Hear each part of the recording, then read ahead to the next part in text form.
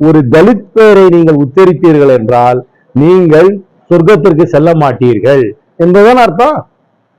அதுக்கு பதிலாக கடவுள் பேரை சொன்னீங்கன்னா நீங்க சொர்க்கத்துக்கு போவீங்கன்னு தான் அர்த்தம். இதை எப்படி ஏத்துக்க முடியும்? இந்தியாவுடைய அரசியல் சாசனத்தை உருவாக்கிய ஒரு மாமேதையுடைய பெயரை சொன்னால் நீங்கள் சொர்க்கத்திற்கு செல்ல மாட்டீர்கள். ஆனால் சொர்க்கத்திற்கு செல்ல வேண்டும் என்றால் நீங்கள் கடவுள் பெயரை சொல்ல வேண்டும், தாழ்த்தப்பட்டவருடைய பெயரை சொல்லக்கூடாது என்பதுதான் அர்த்தம். அந்த அர்த்தத்தோடு தான் அவர் சொல்லியிருக்கிறார். அந்த அர்த்தம் இல்லாமல் வேற எந்த அர்த்தத்தில் அவர் சொல்லியிருக்கிறார்? எங்களுக்கு புரிந்தது, எனக்கு புரிந்தது, எங்கள் கட்சிக்கு புரிந்தது, பொதுமக்களுக்கு புரிந்தது, எல்லாருக்கும் புரிந்தது இதுவரைதானே. நீங்கள் என்று சொன்னால் என்ன, வேற என்ன அர்த்தம்? தாழ்த்தப்பட்டவருடைய பெயரை சொல்வது ஒரு தீட்டு என்பது அவரை எடுத்து உணர்த்துகிறார். இந்த 21ஆம் நூற்றாண்டிலே எல்லா பிறப்பிலே எல்லாரும் சமம் என்று கூறும் இந்த சமுதாயத்திலே அவர் சொன்ன கருத்தை எப்படி ஏற்றுக்கொள்ள முடியும்? அதனால் அவர் பதவி விலக வேண்டும், அவரை உடனடியாக பதவி விலக்க வேண்டும். அதை நாங்கள் பரந்தரும் வேண்டுகோள் வைக்கிறோம்.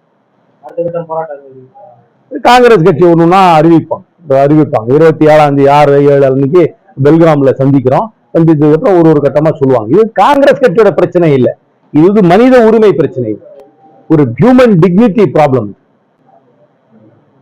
தமிழ்நாட்டில் ஆளுநருக்கும் ஆளுங்கட்சிக்கும் துணைவேந்தர் நியமனத்துல திரும்ப ஒரு மோதல் போக்கு போயிட்டே இருக்கு. இந்த ஆளுநர் நான் சொல்றேனே, இவர் முதல்ல வடகிழக்கு மாகாணத்துல இருந்து இங்க ஒரு பனிஷ்மெண்ட் போஸ்டிங்காக தான் இங்க அனுப்பிச்சாங்க. அங்க ஒரு அமைதி பேச்சுவார்த்தையில நிறைய குளறுபடி செஞ்சு விட்டாரு சொல்லி இங்க வந்தாங்க.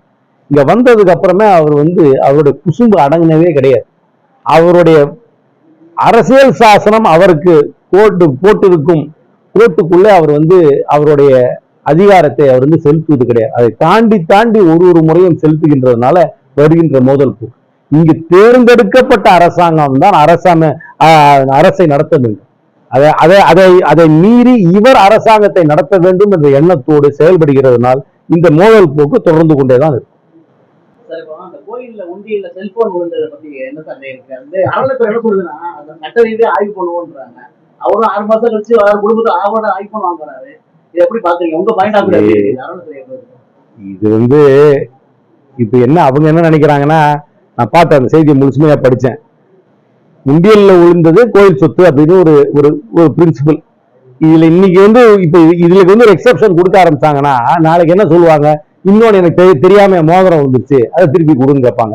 அதுக்கப்புறம் அதனால ஒரு எக்ஸெப்ஷன் போயிட்டே இருக்கும். ஆனா மொபைல் போனையாவது ஐடென்டிஃபை பண்ணிடலாம். ஆன் பண்ணாக்க யாருடைய மொபைல் போனும் தெரிஞ்சிடும், அதை சார்ஜ் பண்ணா தெரிஞ்சிடும். நாளைக்கு மோதிரம் வந்துருச்சு, நான் ஒரு தங்க காசு போட்டேன், தெரியாம போட்டுட்டேன், அப்படி இப்படி கையில வச்சுக்கிட்டு சும்மா சொன்னேன். அதனால அவங்க சொல்றது இருக்கு, இதுல ஒரு எக்ஸெப்ஷன் பண்ணிருக்கலாம். ஏன்னா மொபைல் போன் கிளியர்லி இது வந்திருக்கு.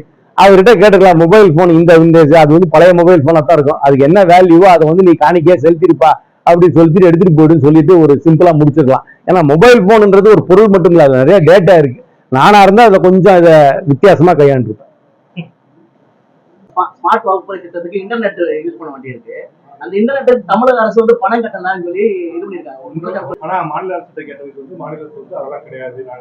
எனக்கு நிஜமா விவரம் தெரியாது. பில் இருந்தா இன்டர்நெட்டுக்கே சார்ஜ் பண்ணி தான் ஆகணும். ஹை ஸ்பீடு இன்டர்நெட் கனெக்ஷன் இருந்தா அது பே பண்ணி தான் ஆகணும். அதனால அது நிஜமாவே பில் ரேஸ் பண்ணிருக்காங்களா, இவங்க பே பண்ணிட்டாங்களா, அவங்க அக்கௌண்ட் டிபார்ட்மெண்ட் வச்சு வெரிஃபை பண்ணிக்கலாம். அது ரெண்டுமே அரசாங்கம், அதுவும் ஒரு அரசாங்க நிறுவனம், இதுவும் அரசாங்கம். 2 அரசாங்கமும் அது உட்காந்து தான் பேசிட்டு இருக்கும் மொழியா. எனக்கு நிஜமாவே விவரம் தெரியாது. இவங்க பே பண்ணி இருந்தாங்கன்னா நானே இப்ப பே பண்ணேன்னு சொன்னா எனக்கு பேமெண்ட் ப்ரூஃப் கேட்பாங்க. நான் இன்னைக்கு செக் அனுப்பிச்சிருந்தேன்னா ஆர்டிஜிஎஸ் காப்பி கேட்பாங்க, இல்லைன்னா கிரெடிட் கார்டு கேட்பேன். இந்த மாதிரி அரசாங்கம் பே பண்ணினா அரசாங்கத்துக்கு அது ரெக்கார்டு இருக்கும்ல, ரெக்கார்டை காமிச்சிட்டு அவங்க சொல்றது தப்புன்னு சொல்லிட்டு போயிடலாம். நியாயம்தான். எல்லா வேர்ல்ட் சாம்பியன்ஷிப்பும் ஈக்குவலண்டா பார்க்க முடியாது.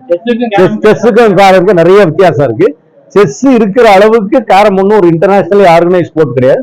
செஸ்ஸுக்கு கொடுத்தது நியாயம், கேரமுக்கு கொடுத்த அளவும் நியாயம். எல்லாத்தையுமே ஈக்குவலேட் பண்ண முடியாது. எல்லா ஸ்போர்ட்டுக்குமே வேர்ல்ட் சாம்பியன்ஷிப்பா எனக்கு என்ன சாம்பியன்ஷிப் கேரம்ல ஈக்குவல் பண்ண முடியாது. ஒரு ஸ்போர்ட்டுக்கும் ஒரு ஸ்டேட்டஸ் இருக்கு, அந்த ஸ்டேட்டஸ் படி தான் கொடுக்கணும். செஸ்ல வேர்ல்ட் சாம்பியன் ஜெயிக்கிறதுக்கும் கேரம்ல ஜெயிச்சது பாராட்டத்தக்கதான். ஆனா அது ரெண்டுமே ஈக்குவல் நான் ஏத்துக்க மாட்டேன். செஸ்ஸுக்கு கொடுத்தது கரெக்ட், கேரமுக்கு கொடுத்தது கரெக்ட்.